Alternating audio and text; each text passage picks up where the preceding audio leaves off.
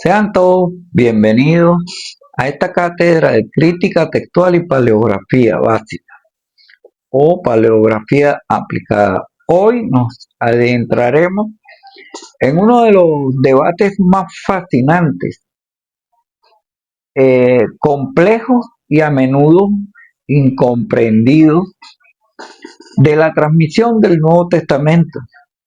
Y no es otra cosa sino el final largo del Evangelio según San Marcos.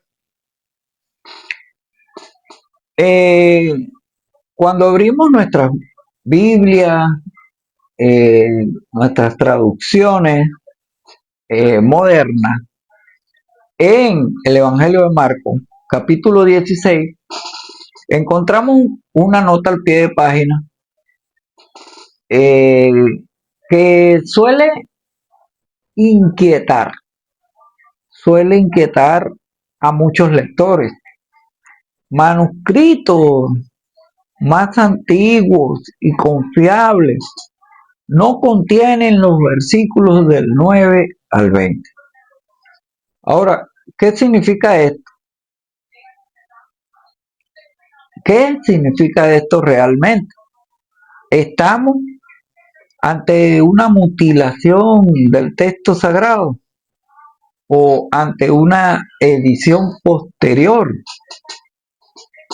Bueno, para resolver esto, la teología de escritorio no es suficiente. Necesitamos interrogar directamente a los testigos de piedra de la historia. Esto es necesario. La academia siempre ha apuntado hacia el siglo IV, específicamente al coloso de los manuscritos unciales, el Códice Vaticano, catalogado como el manuscrito B o B03, según la nomenclatura gregoriana. Este códice, al llegar al versículo 8 de Marcos 16, ocurre algo que no se repite en ningún otro lugar de todo el Nuevo Testamento. Este volumen, el escriba se detiene en este volumen, en el Códice Vaticano, el escriba se detiene y deja una columna entera en blanco, lo que se conoce en la crítica textual o en la paleografía como vaca. ¿Por qué lo hizo? Conocía el final largo, calculó el episodio estichométrico para añadirlo después. Tal vez no le dio tiempo a añadirlo. Pueden ser muchas las razones por las cuales decidió o no se colocó el final largo. Ahora, para resolver este enigma, no me he limitado a leer los manuales. He decidido realizar una reconstrucción paleográfica manual, copiando en el papel papiro el texto uncial en escrito continuo, tal y como lo ejecutó el copista hace más de 1600 años. A través de este experimento práctico de estichometría o esticometría, analizaremos la ruptura del verso 8. Mediremos el comportamiento de las líneas y descubriremos qué nos dice realmente el espacio en blanco del Códice Vaticano. Acompáñenme a este análisis técnico y profundo sobre la estabilidad e historia de nuestro texto sagrado. Así que bienvenidos a esta aventura. Bendiciones. Esta es una Biblia Reina Valera 1960 de estudio. Y nos encontramos en el capítulo 16 del Evangelio de Marcos. Y vamos al aparato crítico de esta Biblia. El aparato crítico dice específicamente: los versículos del 9 al 20 no aparecen en diversos manuscritos. Otros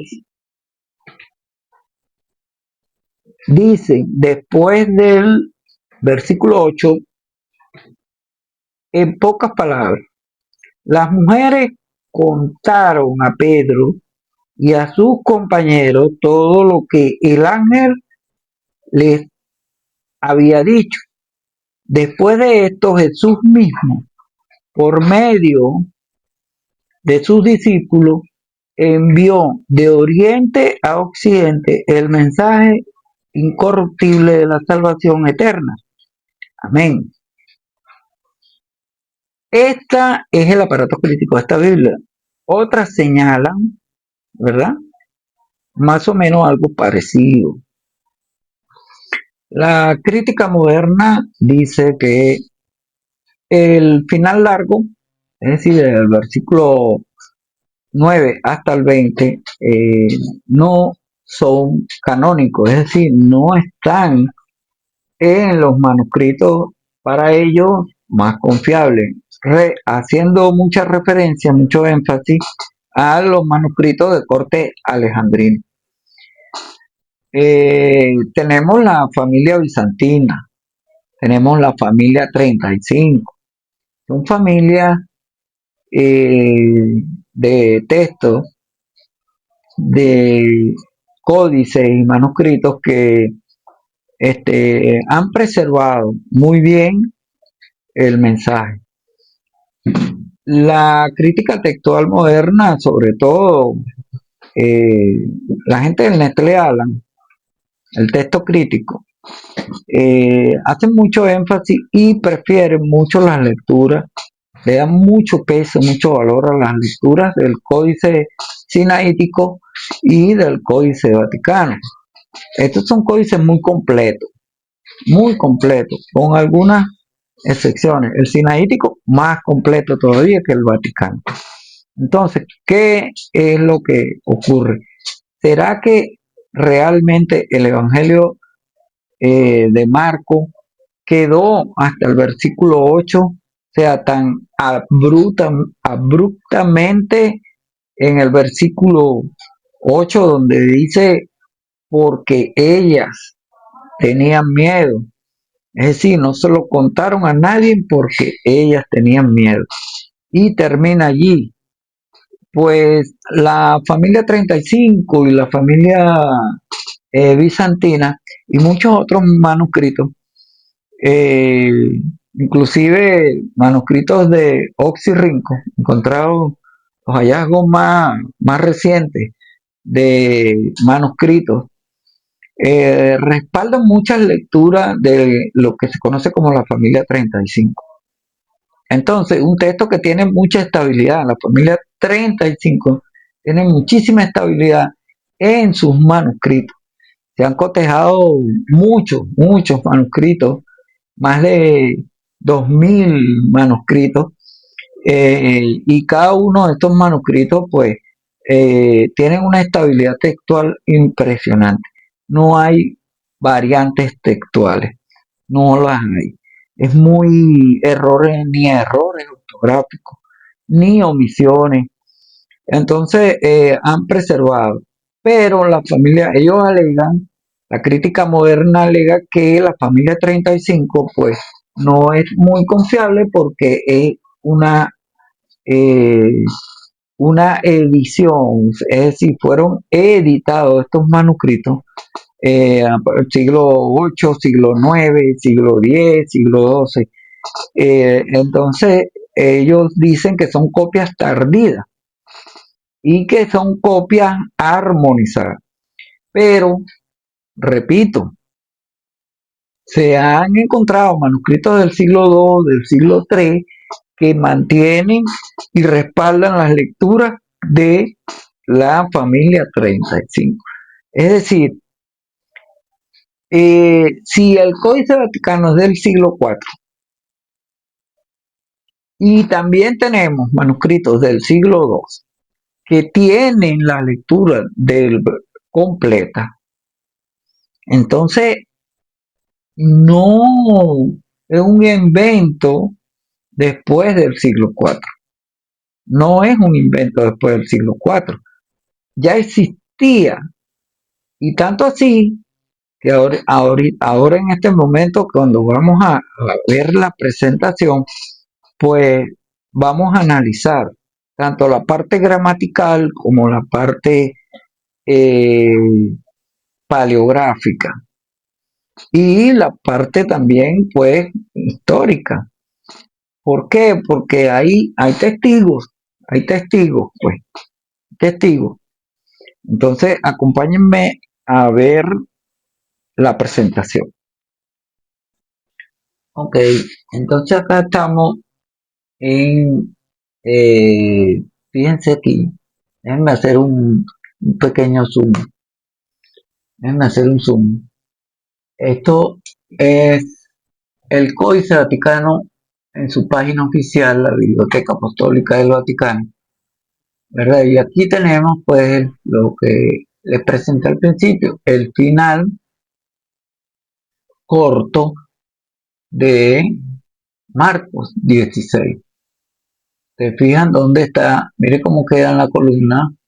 Se ve inclusive la marca del comienzo del Evangelio de Lucas en el reverso del manuscrito.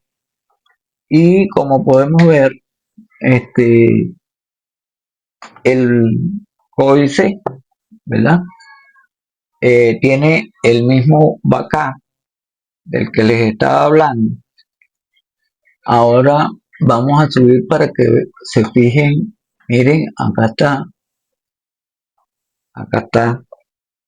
Vamos a hacer otro zoom.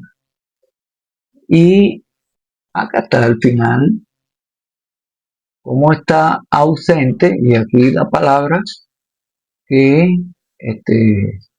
porque no estamos analizando el, el texto, estamos analizando lo que es la parte paleográfica. Entonces, fíjense, Efobón Togar, y con sus marcas igual y críticas, Catamarcón, que marca el final, y el Bacá, ¿verdad? El Bacá, una línea completa, una línea completa. Si vemos el códice sinaítico, pues también hace lo mismo, también hace lo mismo. Entonces, ¿de dónde salen esos 12 versículos faltantes? Faltan aquí. ¿De dónde salen? Bueno, esa historia la vamos a ver ahorita en una presentación que les voy a colocar. Esta es una copia de el Códice Vaticano. Esto es hagamos un zoom, el Evangelio de Marcos, que dice Marcón. Y tenemos acá lo que se conoce como el capítulo 16 de Marcos, exactamente el final de Marcos. En el Códice Vaticano vemos un espacio, termina acá, vean los signos diacríticos y el final, la marca final del Evangelio, Catamarcón. Aquí, bueno, tuve una homoyoletium, que fue un salto de línea. Sufrí lo que un escriba del siglo IV, o del siglo I, del siglo II, o del siglo III, pudo haber sufrido. Pero esto es un códice del siglo IV, el Códice Vaticano.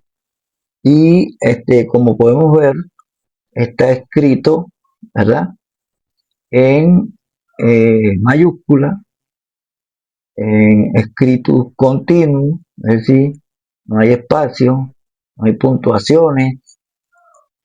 Y esto es el final largo del Evangelio, que, bueno, cuando vemos, termina acá, donde dice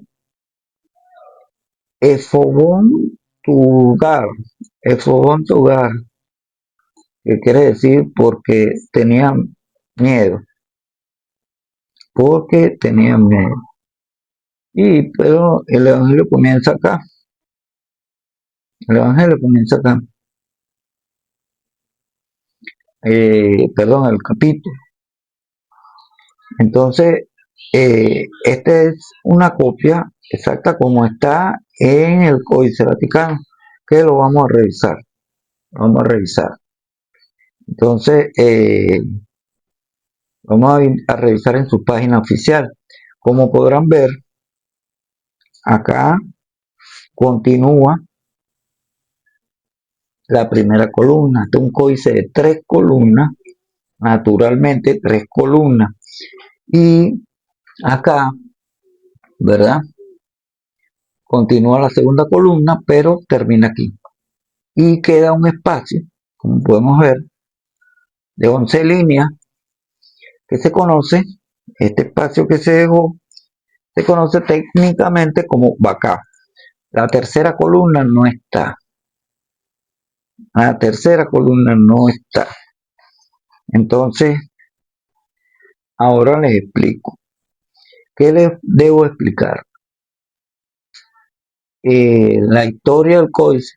Dentro de la historia del códice, los códices como estos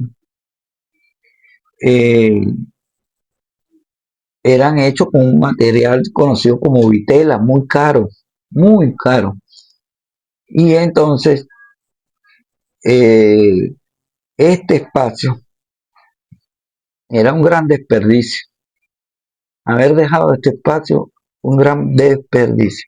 Porque estos códices están escritos por las dos caras. Es decir, esta cara que es la parte B o el anverso, y el reverso, que es la parte R. Entonces, vamos a ver ahora la reconstrucción paleográfica que hice. Esto es un trabajo hecho a mano, manuscrito por mí. Hice este experimento para ver lo que sufría un escriba al escribir un códice. Esto que vemos acá es la reconstrucción realizada también por mí a mano, manuscrito, de lo que es el Códice Vaticano. Aquí están mis iniciales, DY, Daniel York, como marca de mi trabajo. Y como podemos ver, miren, reconstrucción paleográfica Marcón. Este es el mismo capítulo, el capítulo 16, pero como podrán ver, tiene todas sus 3 columnas completas. La vemos, completica, y aquí finaliza la tercera columna. Catamarcón.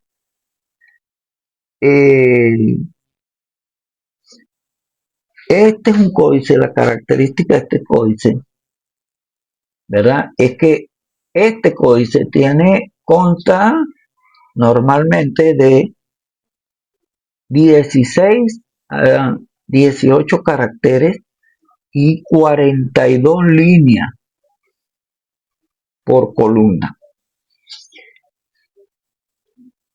Tuve que hacer esta contabilidad para poder hacer la reconstrucción y poder calcular y ver si cabía el texto exactamente en el espacio, en el backup que dejó el Códice Vaticano, si cabía el texto desde el versículo 9 hasta el versículo 20.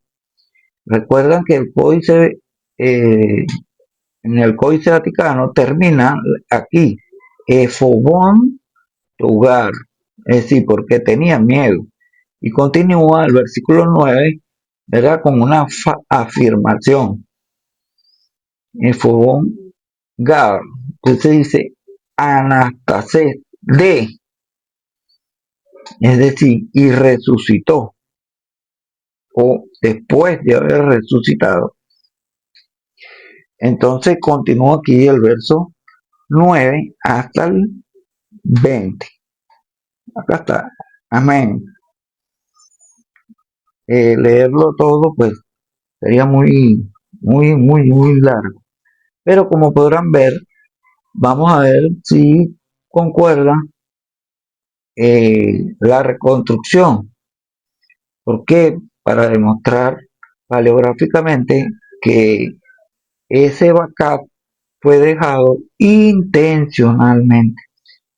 Es decir, el escriba conocía que existía el pasaje muy anterior, no se atrevió a colocarlo por alguna razón, pero dejó el espacio.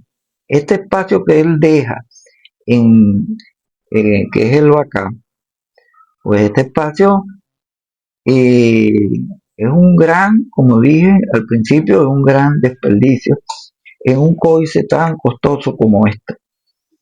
Y ahorita vamos a ver un poco de historia sobre el códice. Como podrán ver, aquí tenemos entonces el versículo 8, el final del versículo 8, ¿verdad? Y cuando vemos 1, 2, 3, 4, 5, 6, 7, 8, 9, 10, 11, 12, 13, 14. 14 líneas.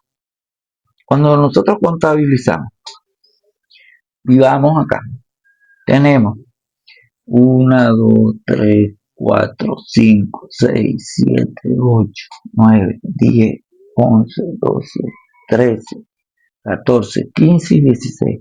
Si venimos aquí a la primera que ellos escribieron, tiene 1, 2, 3, 4, 5, 6, 7, 8, 9, 10, 11, 12, 13, 14, 15, 16. Es decir, el códice tiene una cantidad de caracteres por línea entre 14 y 16 caracteres. Lo que quiere decir que este texto cupo sin forzarlo. Cupo sin forzarlo. Entonces, vayamos, ahora los invito a ver un poco sobre la historia de este códice. Ok, entonces comenzamos la presentación. Vemos aquí algo muy interesante, algo que señala la crítica textual moderna. El participio que llaman were. El versículo 9 comienza así: Anastas de, habiendo, que significa habiendo resucitado, pues. En la gramática griega, Anastas es un participio masculino singular. Ahora, presenta el problema. Esto es lo que argumenta la crítica textual moderna. El problema, ¿verdad? En griego, un participio suele referirse a un sujeto que ya ha sido mencionado en la oración anterior. Pero en el verso 8, el sujeto son las mujeres, femenino plural, es decir, epongar, epontogar, la ruptura. No hay un sustantivo masculino al que éste, habiendo resucitado, se enganche de forma natural. El texto salta de ellas tenían miedo en femenino a habiendo, es decir, el resucitado en masculino, sin nombrar a Jesús. Vamos a la lámina siguiente. Aquí tenemos algo que se conoce como la defensa de la especificidad. Argumento de claridad. En Marcos 16:1 tenemos a María Magdalena, María la madre de Jacobo y a Salomé. Si el verso 9 dijera simplemente se le apareció a ella, el lector preguntaría ¿a cuál de las tres? Al añadir de la que había echado 7 demonios, el autor no solo la identifica, sino que subraya la magnitud del milagro. La que más oscuridad tuvo es la primera en ver la luz. Ahora, el problema del participio masculino, Anastas. Aquí es donde la gramática se pone difícil. El problema no es el nombre de María, sino la palabra habiendo resucitado, es decir, Anastas de. En el verso 6, ¿verdad? El ángel dice, ha resucitado y usa el verbo ejercer. En el verso 9 se usa un verbo distinto que es anastar. La crítica moderna dice, si Marcos escribió todo de corrido, ¿por qué cambiar de verbo y por qué no poner el nombre de Jesús al principio de la frase para que el participio tenga un dueño claro? Entonces, tenemos algo que se conoce como participio adverbial o circunstancial dentro de lo que es la gramática griega. Entonces, el participio anastar puede funcionar como un participio adverbial de tiempo. ¿Cuál es la lógica? No necesito un enganche gramatical perfecto con la palabra anterior si su función es establecer el marco temporal de la nueva acción. ¿Cuál nueva acción? La nueva acción es la resurrección. Entonces, traducción técnica. Tras haber resucitado Jesús, ¿verdad? Se apareció. Ahora, el contexto manda para un participio. El contexto manda, sobre todo si hay un participio adverbial. Dice, en la cultura judía y cristiana del siglo I, no existe otro sujeto posible para la acción de resucitar en este contexto. Y fíjense lo que menciona el señor Wallace, Daniel Wallace, un gramático muy respetado, uno de los gramáticos más respetados actualmente, y él argumenta, Wallace argumenta que el sujeto implícito es una herramienta literaria legítima. Entonces, como Anastas, que significa habiendo resucitado, o Efané, se apareció, son aoristo. El aoristo domina la acción para indicar que esos sujetos, esos eventos son hechos históricos definitivos dentro del relato, presentándolos como una sucesión de realidades que ya concluyeron. Seguimos. Entonces hay un estilo también que tiene el Evangelio de Marcos. Un estilo, como vemos acá, un estilo semítico. Daniel Wallace, él y otros estudiosos señalan que en el griego de Marco es semitizante, influenciado por el hebreo y el arameo. Ahora, En las lenguas semíticas es muy común empezar oraciones con un participio o un habiendo. Es decir, un habiendo sin que el sujeto sea explícito hasta más tarde. Es decir, lo que ocurre después del verso 9. Ahora, si Marco escribió esto, el cambio abrupto del verso 8 al 9 no es un error de un falsificador, sino el estilo tosco y directo que caracteriza a todo el Evangelio de Marcos. La anáfora, es decir, una referencia atrás, es lo que significa anáfora.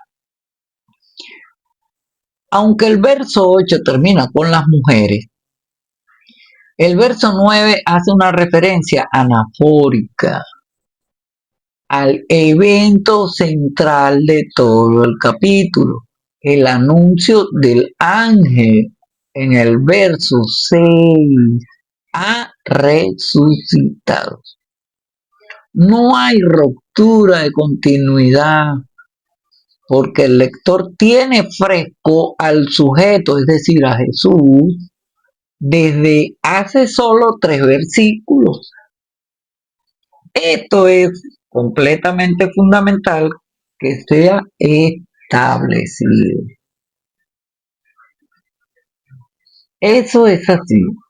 Entonces, ¿cómo podemos, verdad? ¿Cómo podemos obviar que hace 3 versículos o 3 versículos atrás ya Jesús había sido mencionado?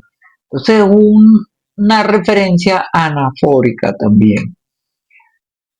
Ahora, llegamos al siglo II, porque el Códice Vaticano es del siglo IV, ¿cierto?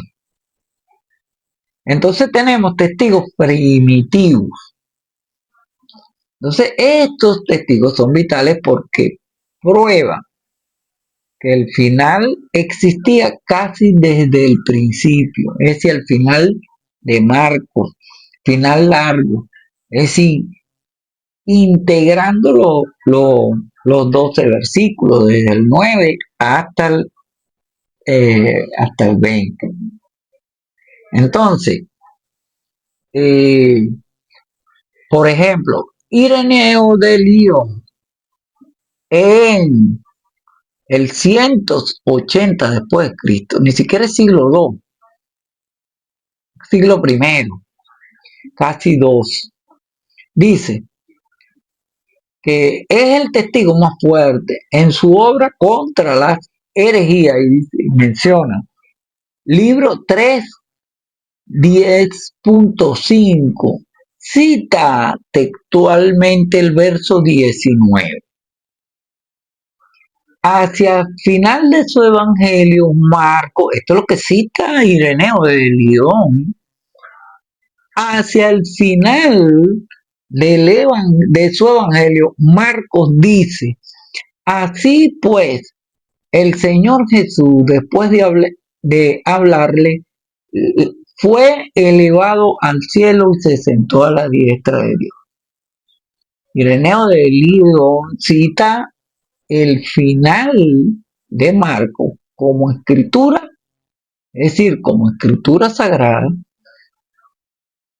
Miren, 150 años antes de que se escribiera el Códice Vaticano, pero ellos decidieron omitirlo. Entonces, Justino Márquez, otro patrista llamado padre de la iglesia, inclusive más temprano que Ireneo de Lyon, 150 años después de Cristo, dice, en su primera apología, parece hacer alusión al verso 20 cuando habla de los apóstoles saliendo de Jerusalén para predicar por todas partes. Tasiano, 170 después de Cristo, incluye el final largo en su diatacerón, es decir, La primera armonía de los 4 evangelios lo hace este señor llamado Padre de la Iglesia en el 170. Existía el Códice Vaticano en el año 170, 150, 180. No existía el Códice Vaticano. No existía. Entonces este señor en su primera Tasiano, en su primera armonización de los 4 evangelios, incluye el final largo de Marcos, es decir, de los versos del 9 al 20.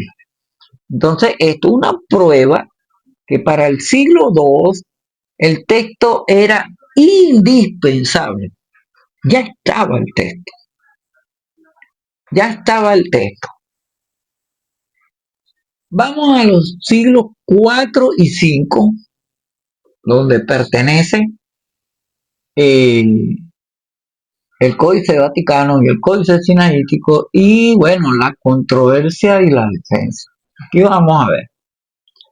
Entonces, aquí es donde aparecen otros autores contemporáneos. Por ejemplo, Eusebio de Cesarea, como ya vimos, reporta que el final falta en casi todas las copias, pero lo hace en un contexto de resolver dudas cronológicas, no necesariamente negando su existencia.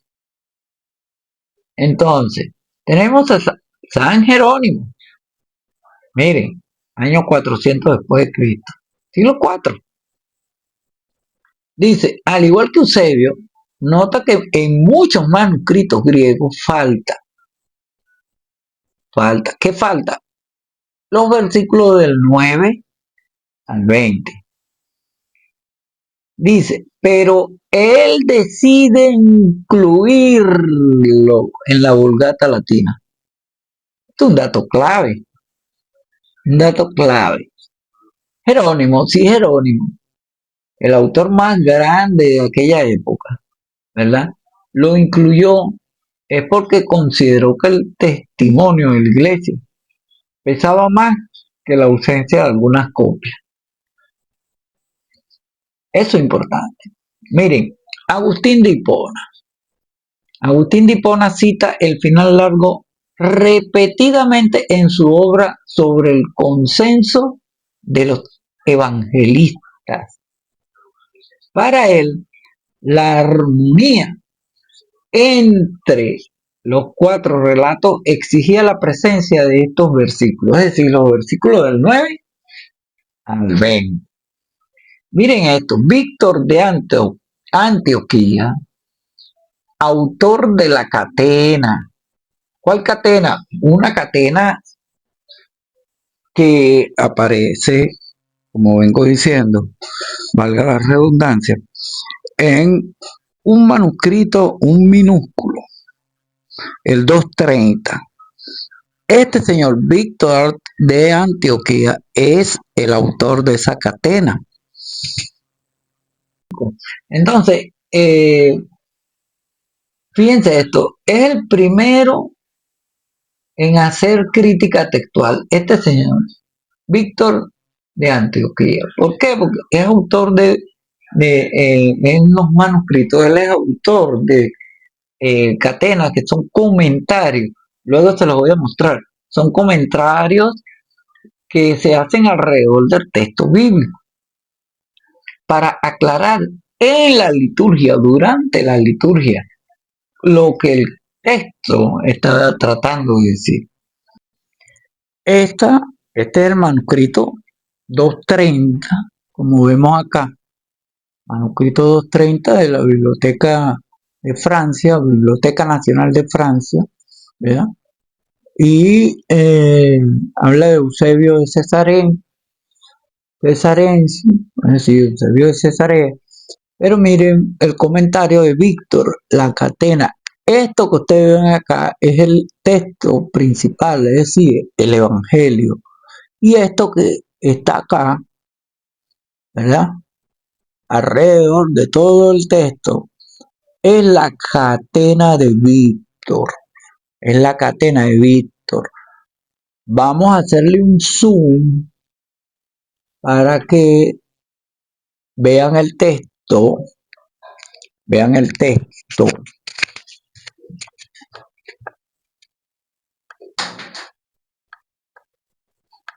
Mira, tremendo. Vean el texto. Vamos a hacerle otro zoom más. Otro zoom. Miren, acá está el texto. Acá está el texto de la catena. Como podemos ver, texto de la catena y el texto principal del Evangelio. Y aquí estamos exactamente en el final del versículo 8.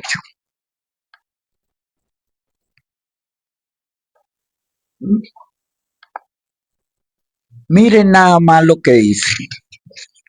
Miren nada más. Ho, audeni, uden,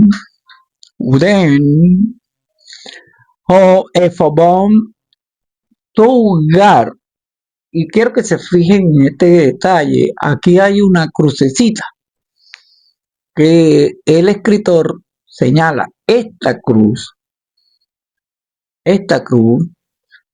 con esta cruz el autor está señalando una pausa muy importante para luego comenzar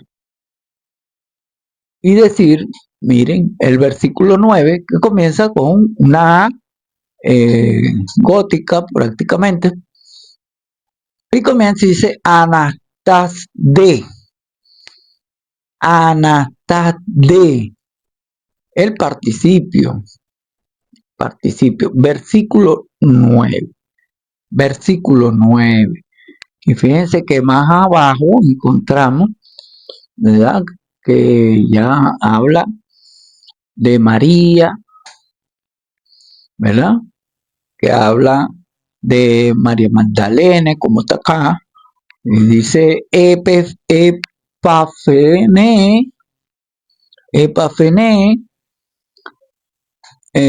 proston María, ho te deit Magdalene, María de Magdalena. Aquí está el texto. Este es el minúsculo 230, ¿verdad? Es un minúsculo bastante importante. Este es lo que quería más que todo señalarle. Una que comienza, el Evangelio tiene, ¿verdad?, impreso, está presente ya del versículo 9 en adelante, Anastas de, y contiene su final largo, ¿verdad?, porque tenían miedo.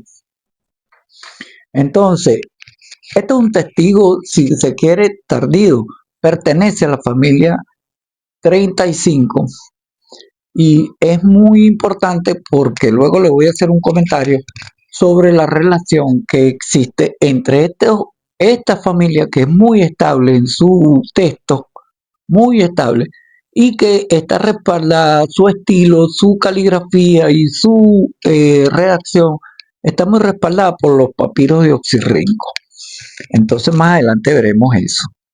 Entonces, él es el que hace el primero en hacer crítica textual formal.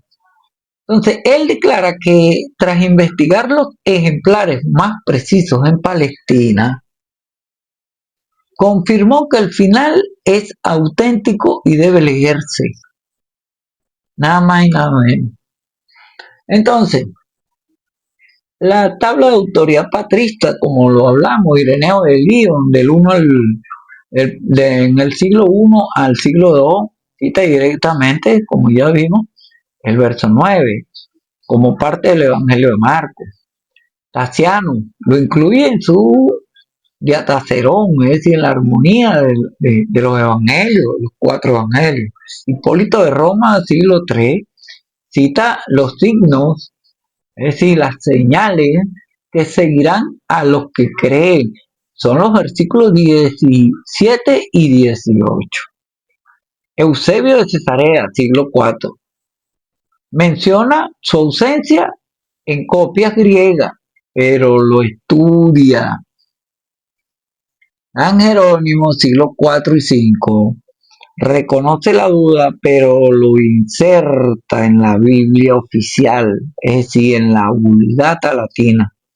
Víctor de Antioquía, siglo V, lo defiende basándose en los manuscritos fieles de Palestina. Es fundamental. Ahora, el mito del vocabulario ajeno, a lo que yo llamo el mito del vocabulario ajeno. Miren, en Marcos 8:31, vamos a hacer este ejercicio, porque hablan de algo que se conoce como apalegómena. Entonces, en Marcos 8:31, que es la predicción de la pasión, dice, y que sea muerto y resucite. El verbo usado aquí es anastenai, después de 3 días. Nota, usa la misma raíz anistemi. Marcos establece desde el versículo 8 que el verbo para la resurrección de Jesús es levantarse, ponerse en pie. Anistemi es la raíz. Recuerden que en el verso 9 aparece no anistemi, sino anastase.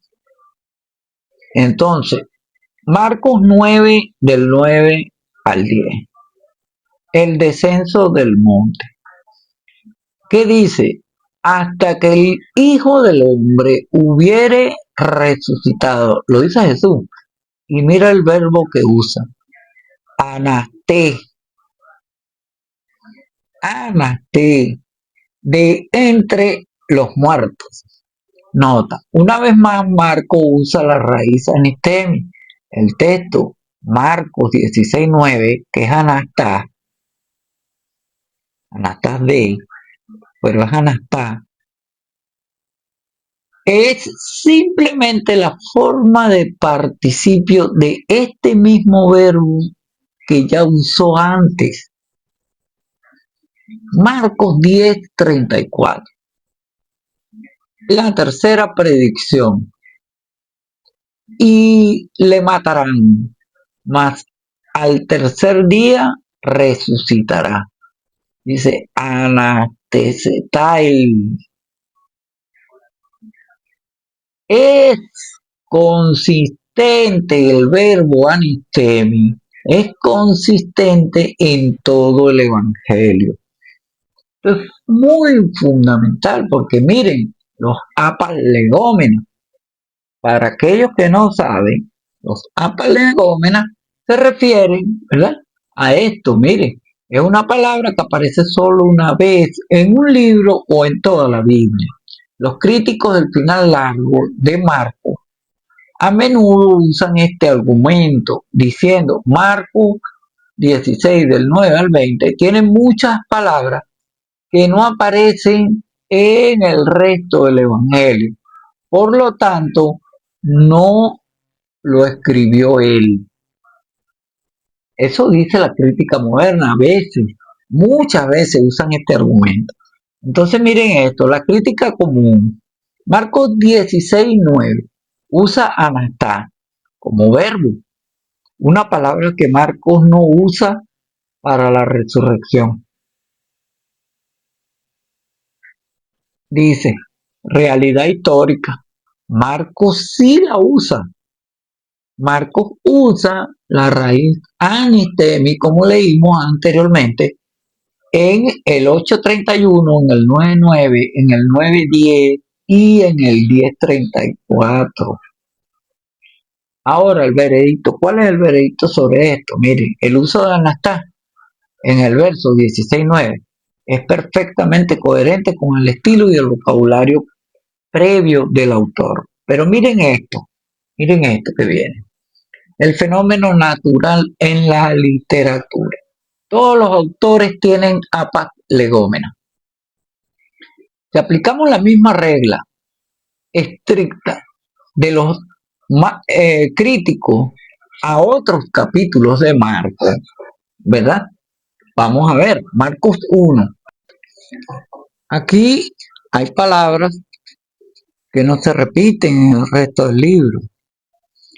En Marcos 14, la cena del Señor, hay vocabulario único que no está en los capítulos anteriores. Muchos académicos señalan supuestos apas legómenas en el final largo para descartarlo. Sin embargo, hemos mostrado que la palabra, perdonen aquí un poco la ortografía, que palabras como anasta comparten la misma raíz que Marco usa habitualmente. Además, cualquier sección de 12 versículos en cualquier libro antiguo presentará palabras únicas debido al cambio de tema. Ahora, ¿cuál tema? Bueno, de la muerte a la victoria de la resurrección. Se requiere otro vocabulario.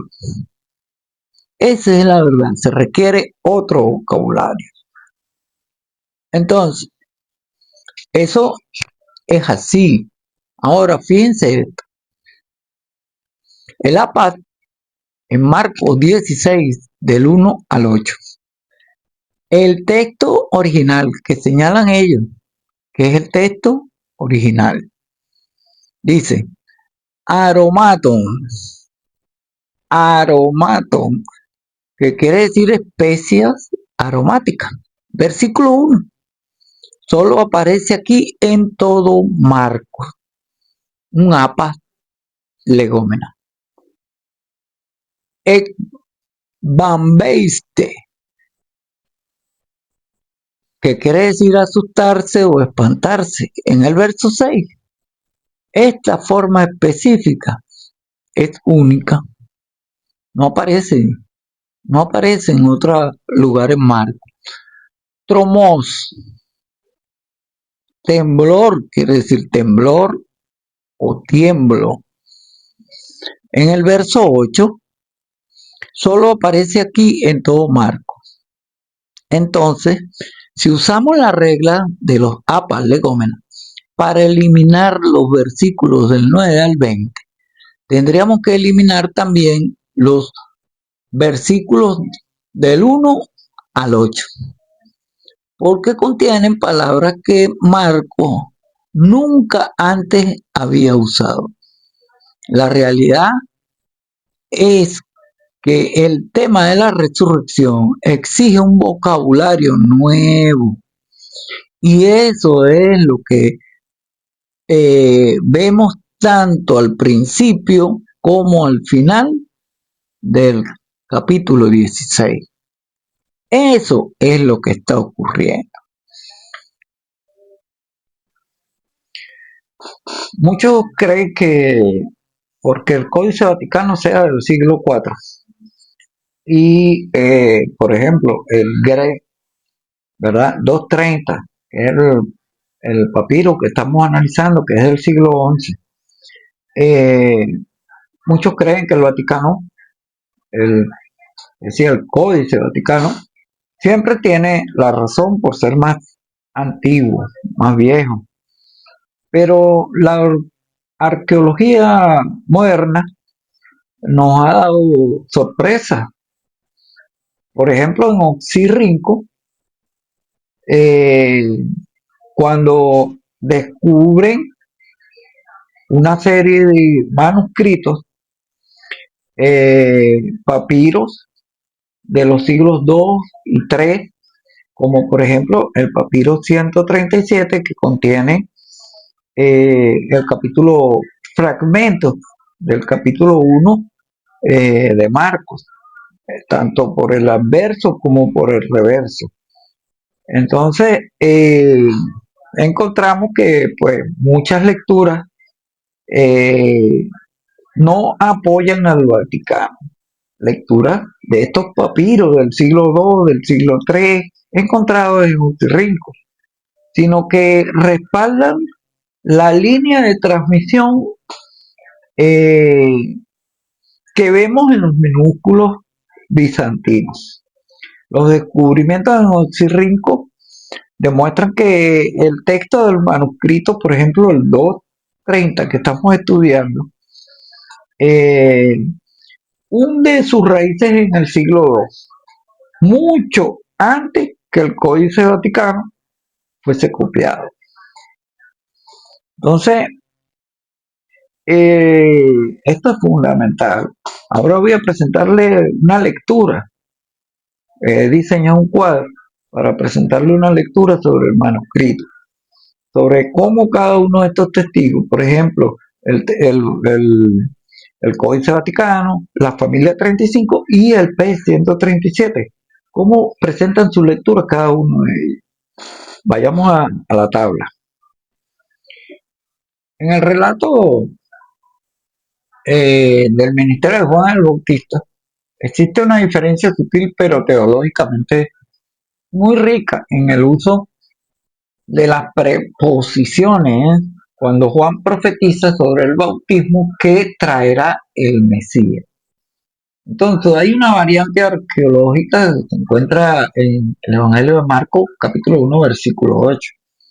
Ahora vamos a comparar cómo testifica cada manuscrito este versículo. Tenemos testigo, manuscrito, Códice Vaticano o B03, catalogado de esta forma por la Fundación Gregoriana, es del siglo IV, y el texto, el pasaje, ¿verdad? En el verso 8, dice, autor de Baptisei, umat en pneumati agio, que en su traducción al español sería, pero él os bautizará en Espíritu Santo. Usa la preposición en. Ahora, el GRE 230 de la familia 35, el siglo XI, que es el que estamos evaluando también, o usando como testigo, tiene esta lectura, o presenta esta lectura. Dice, autos de Baptisei umat pneumati agio. Es decir, miren la diferencia, pero él os bautizará, omitido esto, con o en Espíritu Santo. Entonces, omite en, la partícula en.